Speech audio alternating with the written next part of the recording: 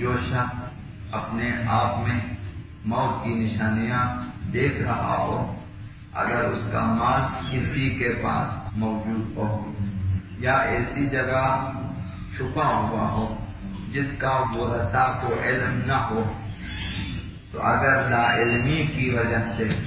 ورثاء کا حق تلف ہو جاتا ہے تو ضروری ہے کہ انہیں اطلاع دے۔ ایک شخص اپنی عمر کے آخری دنوں میں اس کے اموال ہیں، دوسروں کے پاس وارثین کو علم نہ ہو، اس کے پیسے ہیں، جائیداد ہیں، جو بھی ہیں، اگر اطلاع نہ دیں انہیں تو یہ مال تلف ہو سکتا ہے، ضائع ہو سکتا ہے، وارثین کو نہیں ملے گا۔ تو اس صورت میں واجب ہے کہ وارثین کو اطلاع دیں کہ فلاں فلاں اشخاص کے پاس ہماری جائیداد یا ہمارے اموال، ہمارے پیسے موجود ہیں۔ اور یہ لازم نہیں کہ اپنے نابالغ بچوں کے لیے نگران اور سرپرست مقرر کریں، لیکن اگر نگران کا نہ ہونا مال کے طرف ہونے کا سبب ہو یا خود بچوں کے لیے نقصان دہ ہو تو ضروری ہے کہ ان کے لیے نگران مقرر کریں۔ کچھ بچے نابالغ ہیں، ابتداءً واجب نہیں آپ ان کے لیے سرپرست مقرر کریں، لیکن اگر ان کے حقوق تلف ہو جاتے ہیں کہ بچوں کی جائیداد ضائع ہو جاتی ہیں، بچوں کے اموال ضائع ہو جاتے ہیں، یا خود بچوں کے لیے کہ کوئی ان کی دیکھ بھال نہیں کرے گا، اگر یہ خوف ہو تو واجب ہے کہ اپنی موت سے پہلے ان کے لیے سرپرست مقرر کرے۔ حضرت امیر المؤمنین علی بن ابی طالب علیہ السلام ارشاد فرماتے ہیں الحیف فی الوصیت من الکبائر، وصیت میں ستم کرنا اور حق کشی گناہان کبیرہ میں سے ہے۔ وصیت میں اگر ستم کرے، ظلم کرے، یہ گناہان کبیرہ میں سے ہے۔ ستم کا واضح مصداق بعنوان گناہان کبیرہ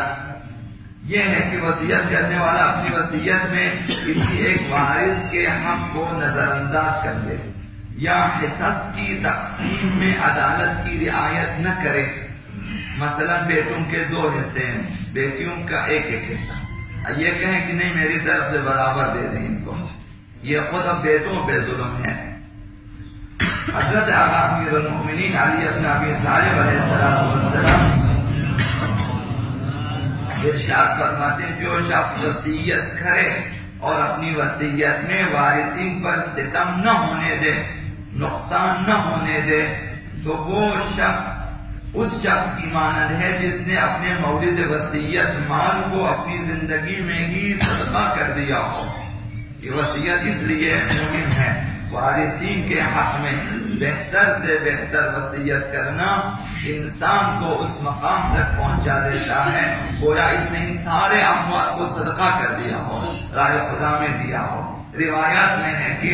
رات کو صدقہ دینا، ناداروں کو عطیہ دینا غضب الہی کو خاموش کر دیتا ہے۔ وہ صدقہ جو ہم عام طور پہ دے دیتے ہیں ان صدقات کی کوئی حیثیت نہیں ہے،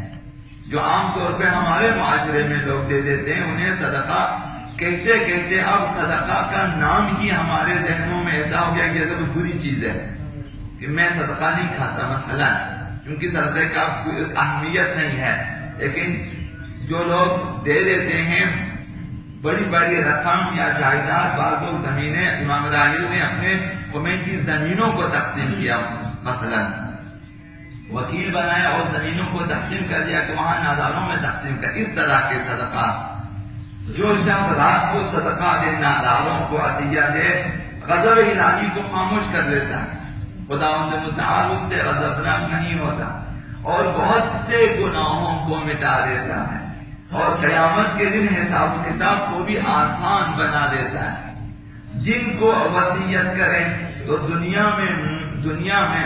مال میں برکت اور عمر میں اضافے کا سبب ہے۔ اب یہ معمولی صدقہ کے بارے میں چاہے کہ انسان اپنی پوری دارائی بعنوان صدقہ دے دے، صدقہ میں نہ دیں، یہ کہ اپنے وارثین کے لیے بہتر وصیت کریں تاکہ ان پر ظلم نہ ہو، تو گویا وہ اس شخص کی طرح ہے جس نے تمام جائیداد کو صدقہ دیا ہو۔